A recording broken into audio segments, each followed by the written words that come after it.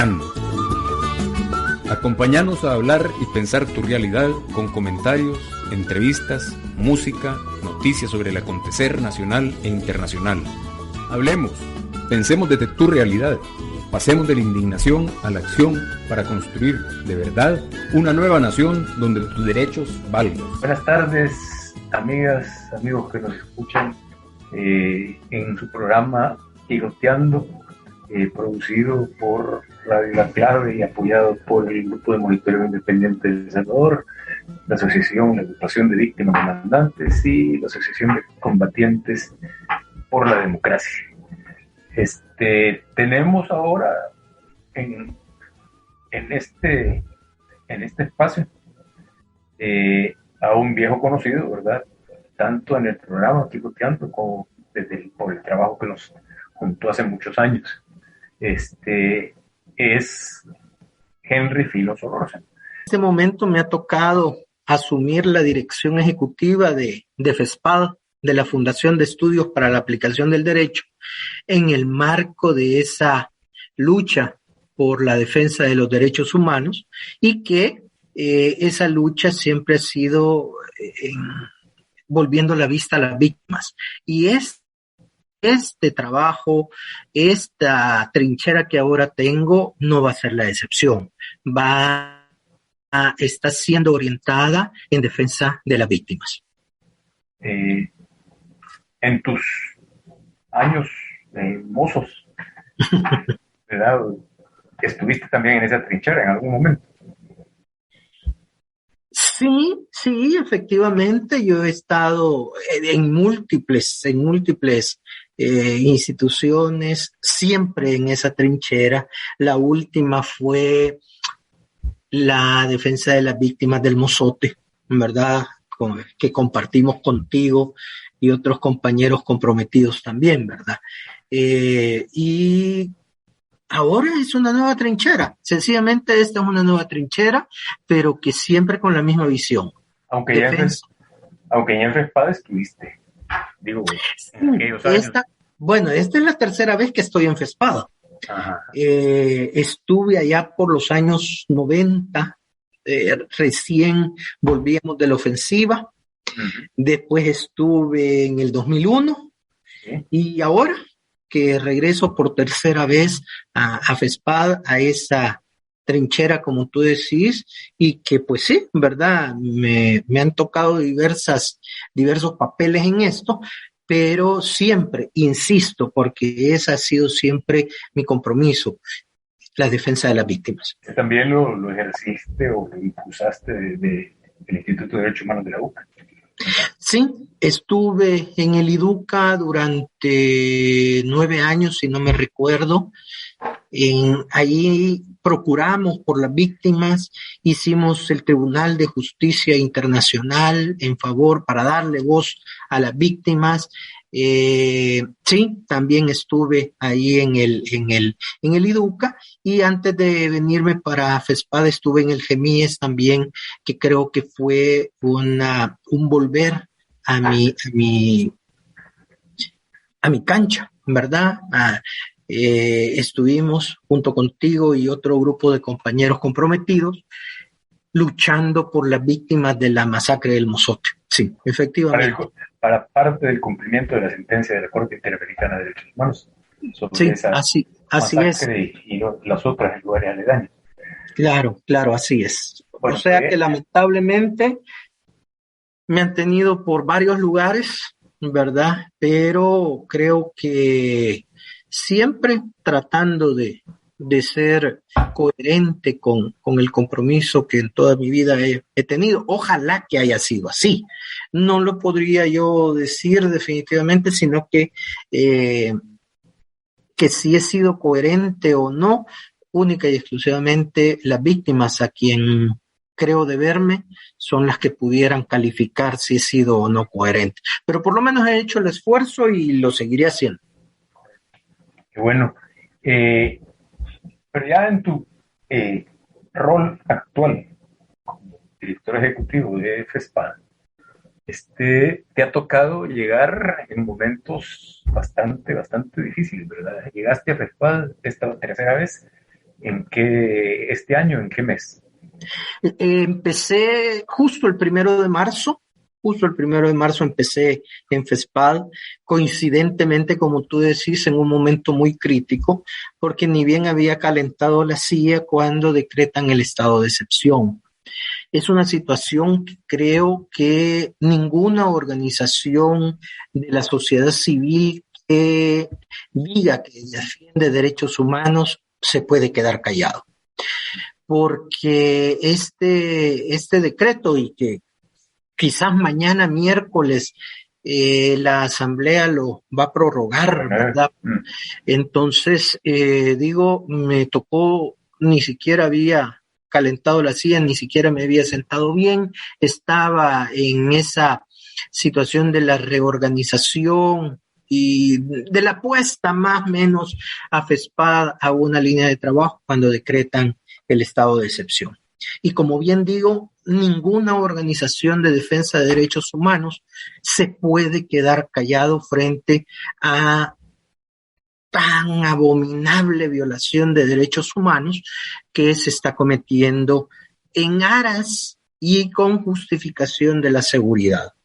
Entonces, ese fue el escenario con el que me enfrenté justo llegando a FESPAD. Bueno, en menos de un mes ocurrió de tu estancia en FESPAD, retorno a FESPAD, en menos de un mes ocurrió lo que se argumenta es el motivo, la causa, ¿verdad? La razón de haber aprobado ese estado de excepción. Yo preferiría decirle de excepción, ¿verdad? Porque sí ha sido decepcionante, y no solo lo que está ocurriendo ahorita. Lo que está ocurriendo ahorita es la acumulación de todo lo que ocurrió antes, ¿verdad? De esa apuesta a solucionar el fenómeno de la delincuencia, en particular lo de las maras, con políticas represivas de mano dura. Yo te he escuchado en un par de foros ahí, todo en televisión, ¿verdad? Sobre todo, topándote con alguna gente que dice que hay que quitar el estado de excepción, que después de lo que ocurrió, las razones que lo motivaron son válidas, pero yo he visto que tu posición ha sido firme, ha sido clara. O sea, así no se resuelven las cosas. No sé, como ahora que no tenés a alguien que te esté contrapunteando muchas veces con argumentos que no son ciertos. Yo varias veces te he mandado hasta mensajes diciendo eso no es cierto. Pero bueno,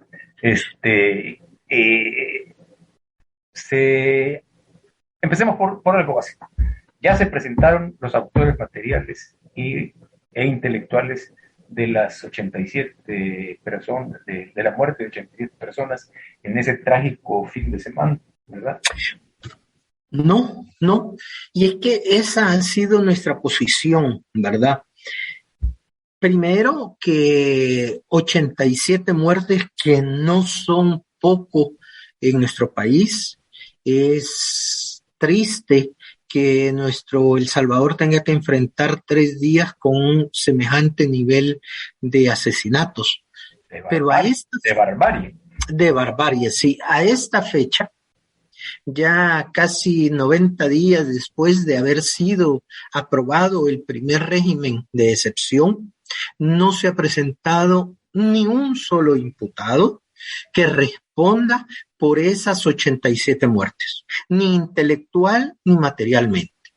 Además, ninguna de las pandillas que se supone se está reprimiendo se ha atribuido la autoría de esos asesinatos. Entonces, es injustificado que, si bien es injustificado, solo por esa línea es injustificado el régimen de excepción, porque se supone que el régimen de excepción, una medida extraordinaria por circunstancias extraordinarias, lo que pretende es volver a la normalidad la situación. Frente a un asesinato, volver o tratar de volver a la normalidad es iniciar el proceso para que se administre justicia. ¿verdad? Para volver a la normalidad, para que los familiares de la víctima cierren ese círculo, tengan justicia. Pero a estas alturas, casi 90 días, insisto, ni una sola persona ha sido presentada para que responda por esas 87 víctimas de ese fin de semana negro que tuvimos. Sin embargo, ese fue la bandera con la que el presidente llega a pedir el estado de excepción a los 30 días, cuando se estaba discutiendo la prórroga.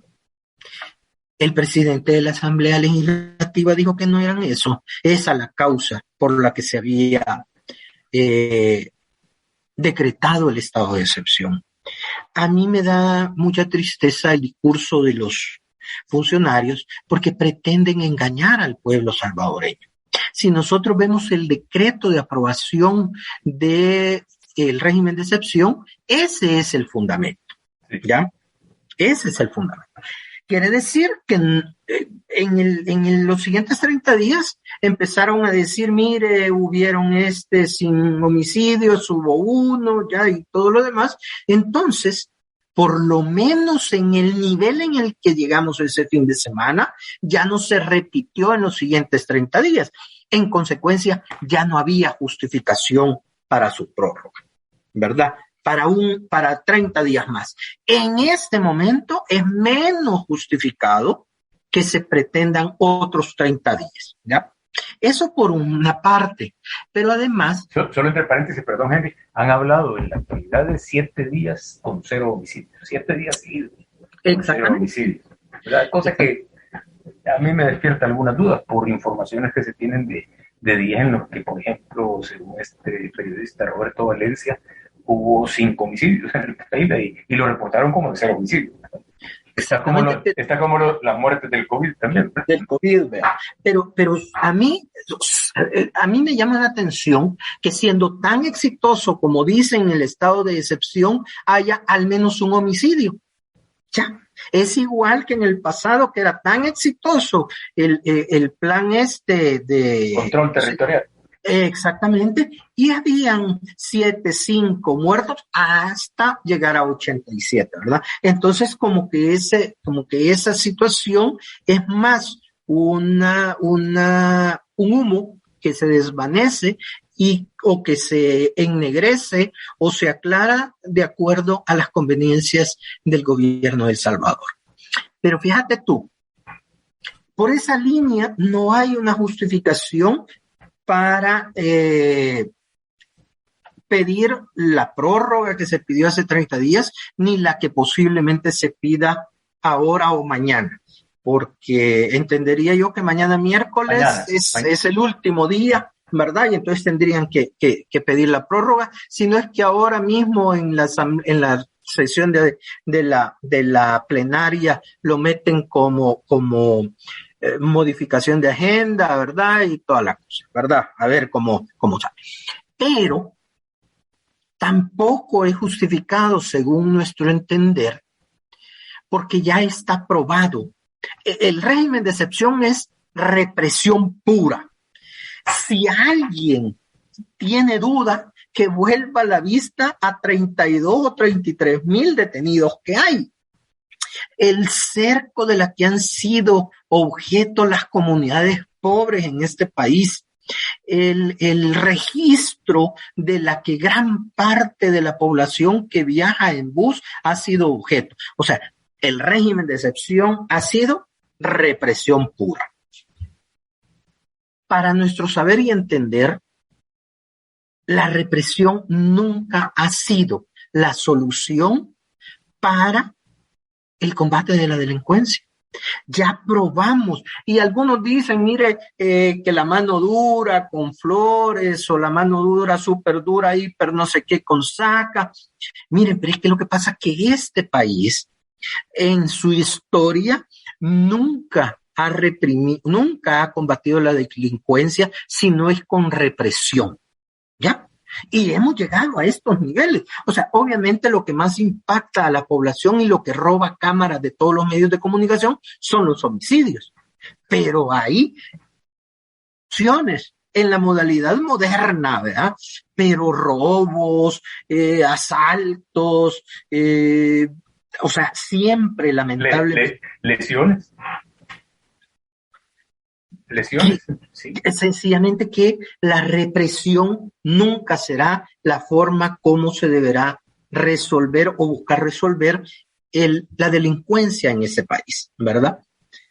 Entonces, para nosotros tampoco, en consecuencia, el estado de excepción es la solución a la delincuencia en ese país. Nosotros, o sea, aquí en ese país posiblemente hay más leyes de las que necesitamos, ¿verdad? Pero ahí están para echar mano. Y estas debemos de partir de la Constitución de la República.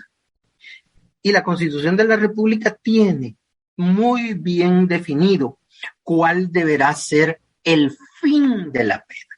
Para llegar a la pena tenemos una diversidad de kilómetros por recorrer.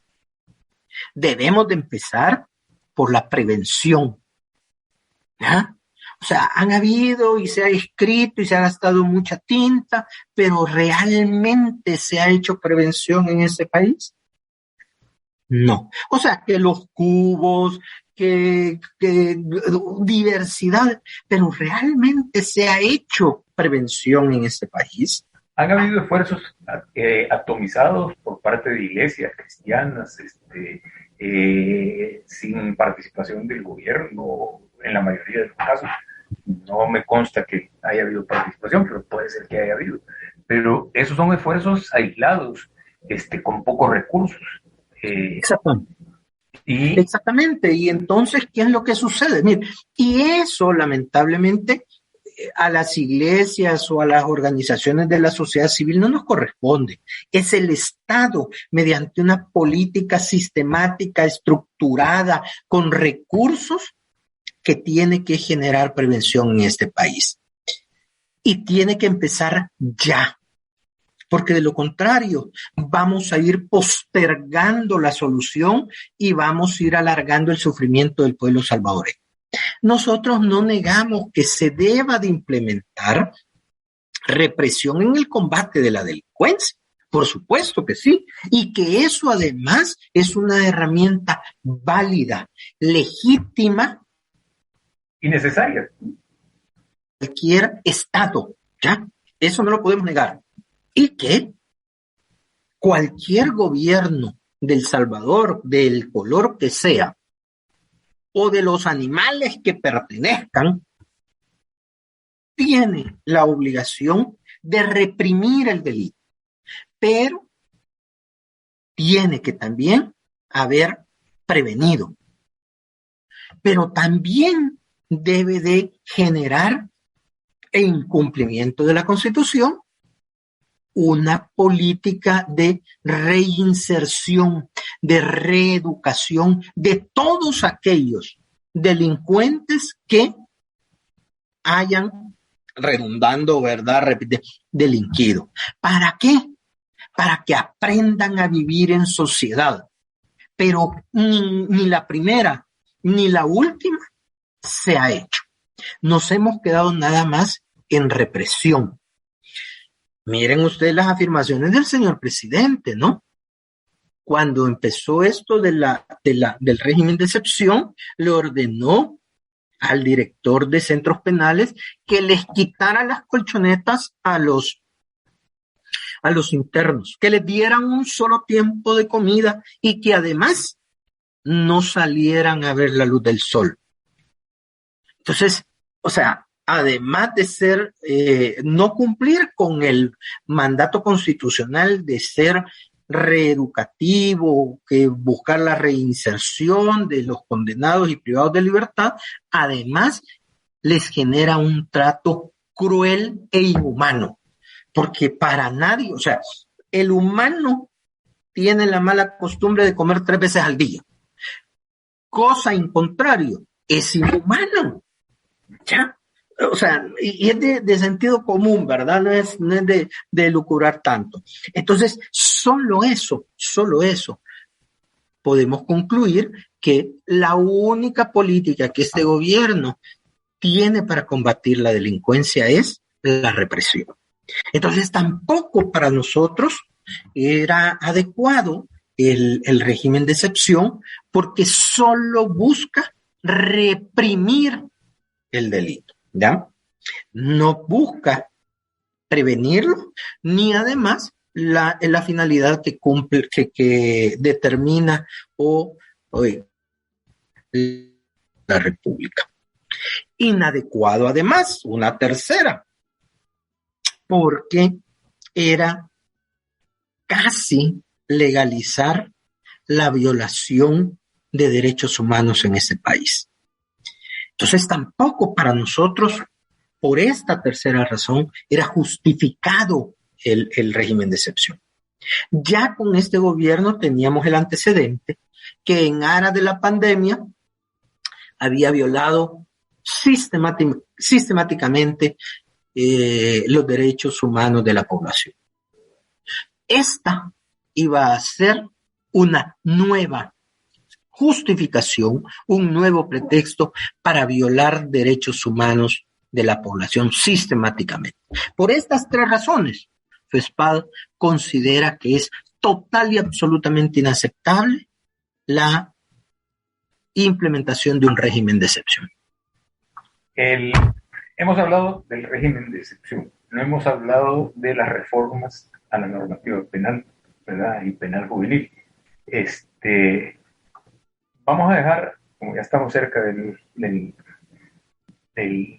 irnos a la pausa, vamos a dejar sobre el tapete algo que tiene que ver con lo que planteamos de la reinserción. En esas reformas a la normativa penal juvenil se incluyen penas para menores de edad que tengan 12 a 15 años, no me recuerdo exactamente de cuántos años, con penas de 10 hasta 15 años. 15 años. Hasta 15 años. O sea, un menor de edad que tenga lo meten a la cárcel, lo condenan y lo meten preso, ¿verdad? En un ambiente donde no se da no se dan las condiciones para la reinserción. Como bien lo has planteado, para la readaptación, la reeducación y la reinserción. Entonces, tenemos, pongámosle que le dan el máximo de la pena, 15 años. O sea, tiene 13 años, va a salir a los 28 años, ¿verdad?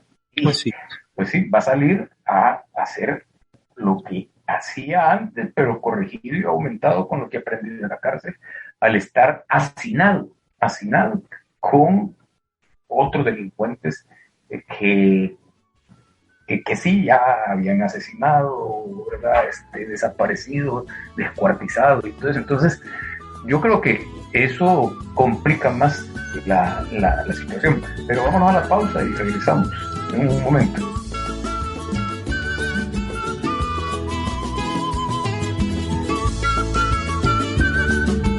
Continuamos de nuevo con su programa Gigoteando, amigas y amigos que nos escuchan, que están sintonizados.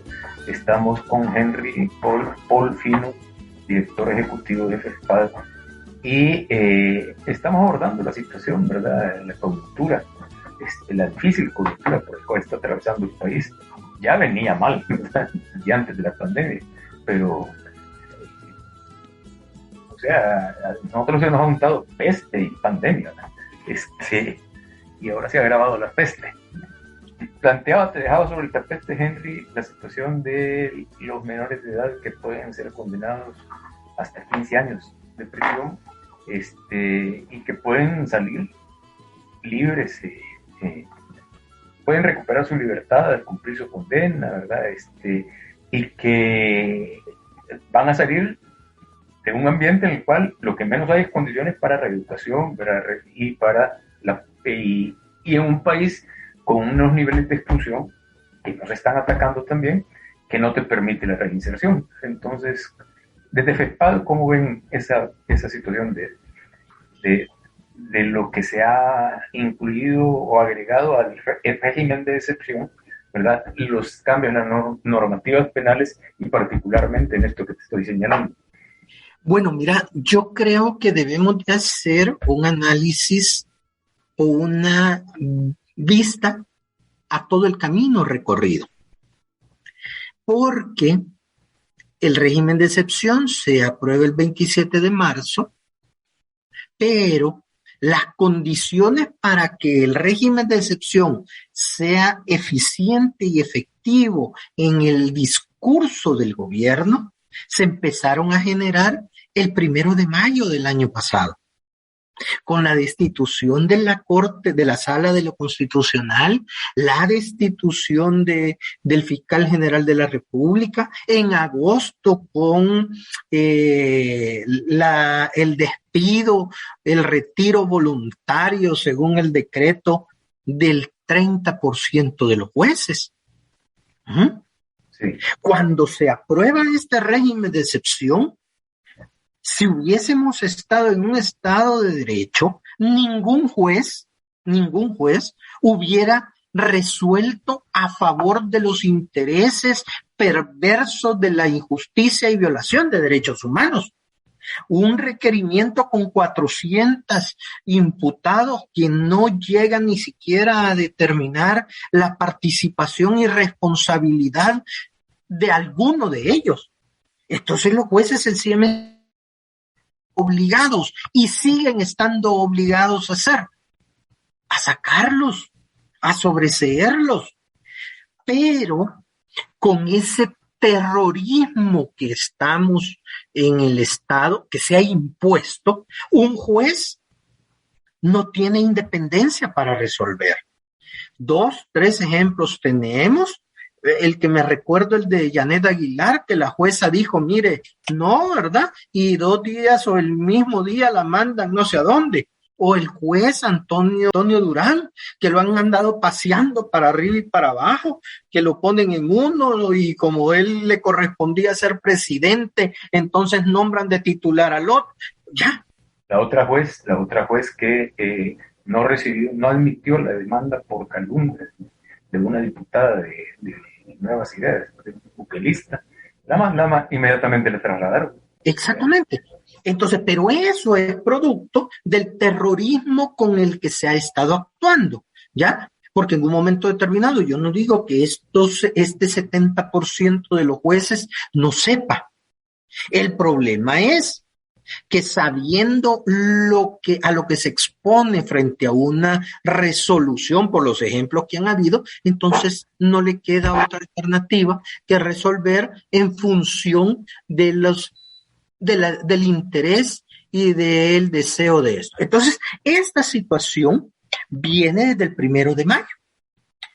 Las reformas a la ley, no solo a la ley juvenil, penal juvenil, sino que al procesal penal, donde en un momento determinado el testigo no puede llegar a la audiencia. ¿Ya? Hay jueces sin rostro. Entonces, todo esto es parte del andamiaje perverso que se ha generado. Ese particular que tú señalas, que es aumentar a 15 años de prisión para aquellos menores que infrinjan la ley, realmente lo que a nosotros nos puede dar la impresión es que se está perpetuando el delito. ¿Por qué? Entra un joven al sistema de 13 años, lo condenan a 15, sale 28 años de edad, pero ya sale profesionalizado. O, en el peor de los casos, sin reinserción en esta sociedad que condena por menos a la exclusión, lo está orillando a volver a delinquir, lamentablemente, ¿verdad? Entonces, ¿qué?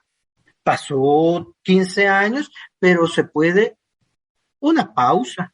Y cuando salga a los 28 años va a volver a delinquir, porque no hay una política de reinserción y reeducación.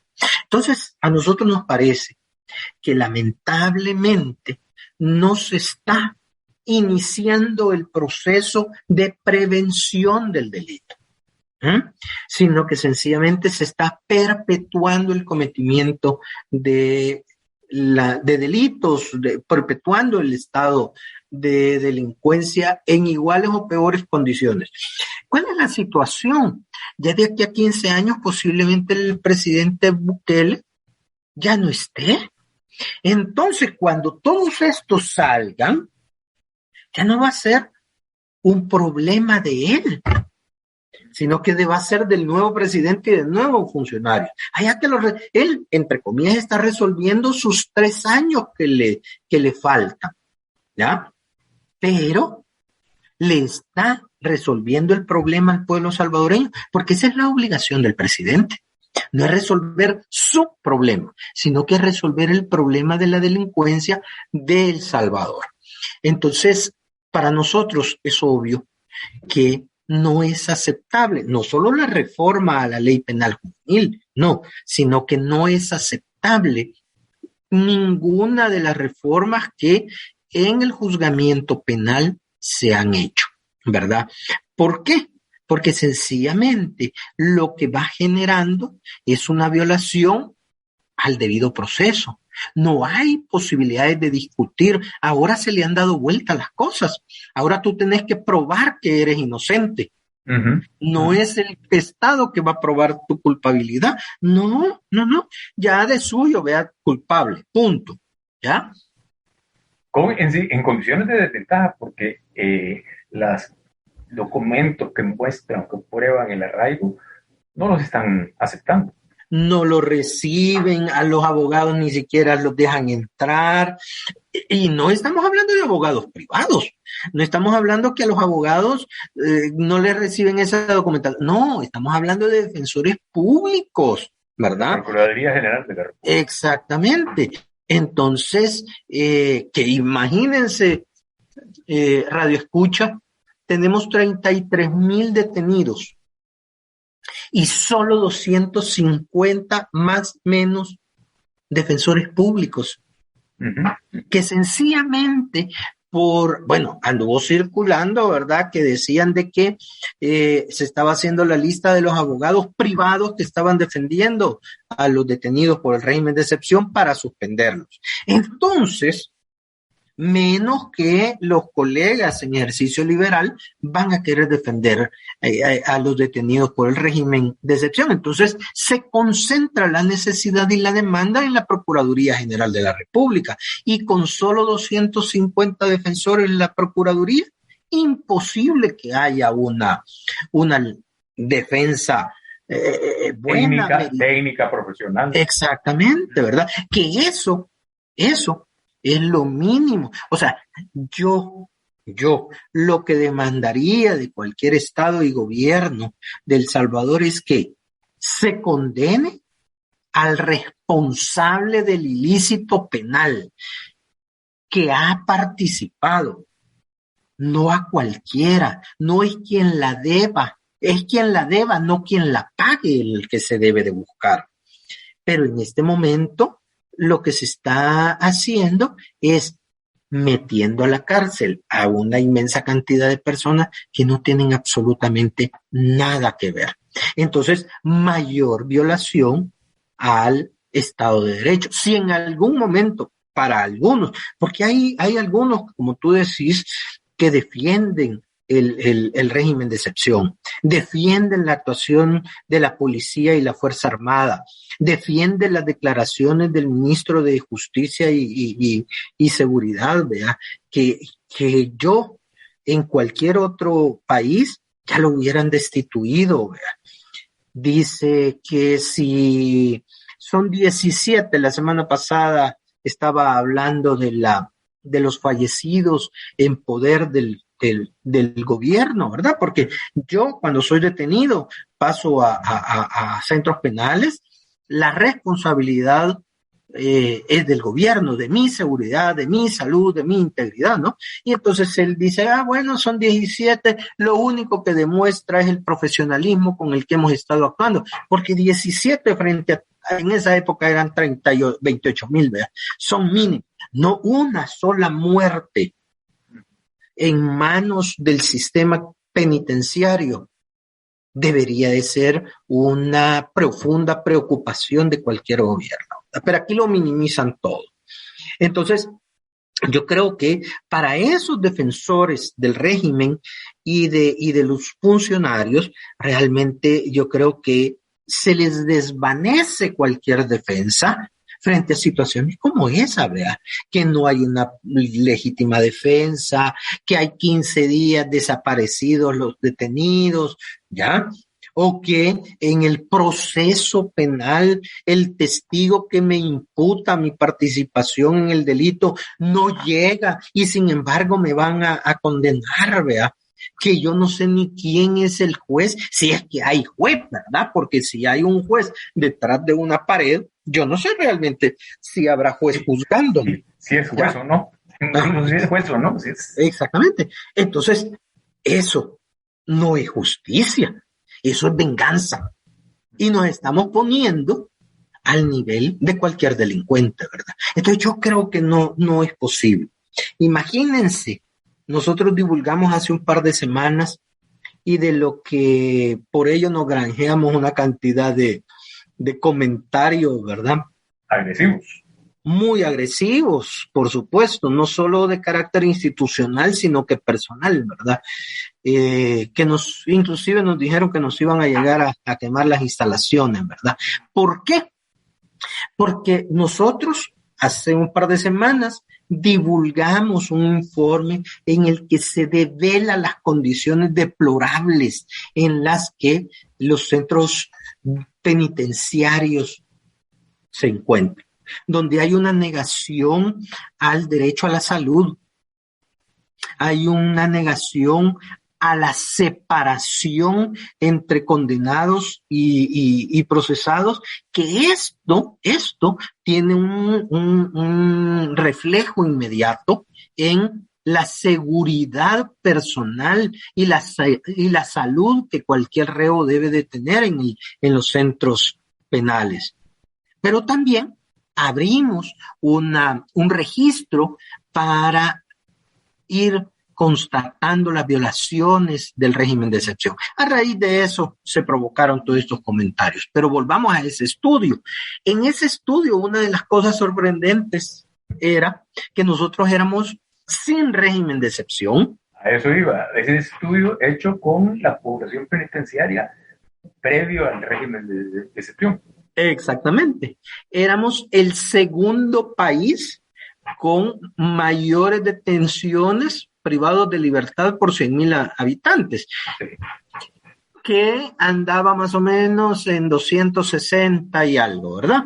267 si no me equivoco. Por debajo inmediatamente de los Estados Unidos. Ahora, con estos 33,000, 32,000, o sea, Estados Unidos no nos puede alcanzar, no nos engañemos, no nos puede alcanzar. En aquella oportunidad, en el estudio que nosotros hacíamos, fíjense, en aquella oportunidad había... Con la mitad de las personas detenidas y sentenciadas o procesadas que la actual. La mitad o menos. Exactamente, ¿verdad? En aquella oportunidad habían fallecido 10 personas en el sistema asesinados, 10. Uh-huh. Que el Estado decía no saber la causa o sea, no era que no sabía, así como este joven que lo sacaron del penal de Izalco y se lo dieron a la familia, supuestamente que había muerto por COVID, de ahí sellado el ataúd, y cuando la familia lo abre, lo encuentra golpeado, ¿verdad? Entonces, igual, ¿verdad? 10 personas. O sea, que la causa, independientemente de cuál haya sido la causa, la responsabilidad directa del Estado, porque está bajo su tutela, ¿verdad? Entonces yo creo que son cosas que no se pueden justificar. Eso, nunca hubo una divulgación de las condiciones en los centros penales sobre la salud de los privados con relación al COVID. Oímos en algún momento que en un centro habían detectado 277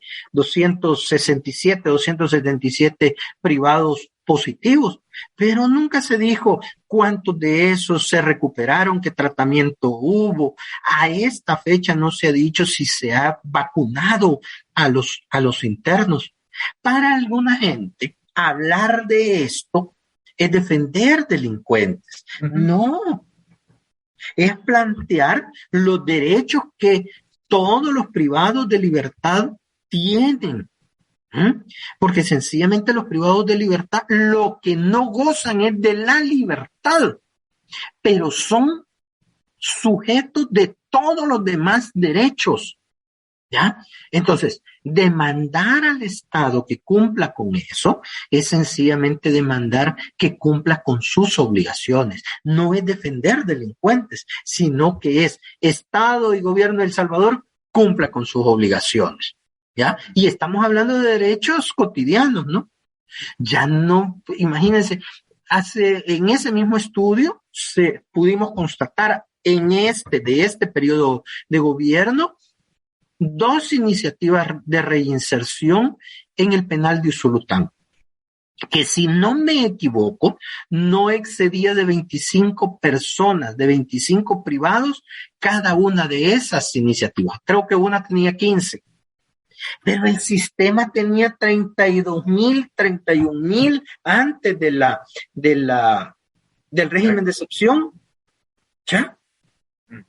Entonces yo no concibo, ¿verdad? No concibo que se pueda justificar cualquier acción violando derechos humanos.